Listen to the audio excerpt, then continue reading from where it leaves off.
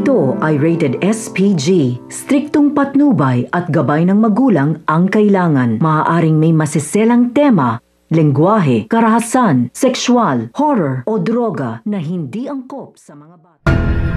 Dahil sa patuloy nga na panunulsol nga nito ni Olga dito nga kay Marites, ay naisipan na nga nito ni Marites na imbestigahan nga ang kanyang asawa. Kaya naman kanila nga nasinundan nga itong si Rigor kung saan pupunta. Dito na nga rin siya nakita nito ni Marites na pumunta sa bahay nga nito ni Lena. At dito na nga rin pinagtapat nga nito ni Lena na buntis nga siya. At sinabi nga nito ni Rigor na ngayon nga buntis nga siya, pananagutan nga niya ang bata dahil alam nga niya na siya nga ang ama nga nito. Ngunit sa hindi inaasahang pagkakataon papasok nga ito nga si Marites na hindi nga nila alam. At dito na nga magkakaroon ng kaguluhan at pipahiyain nga nito ni Marites itong nga si Lena sa maraming tao dahil sa panloloko nga nitong dalawang ito sa kanya. Kaya naman nagkaroon nga ng matinding kaganapan dito na kung saan nga ay pinili nito ni Rigor itong nga si Lena kaysa nga kay Marites. Napakatutukan nga natin dito ang matinding mamaya nga nito ni Marites dito nga kay Lena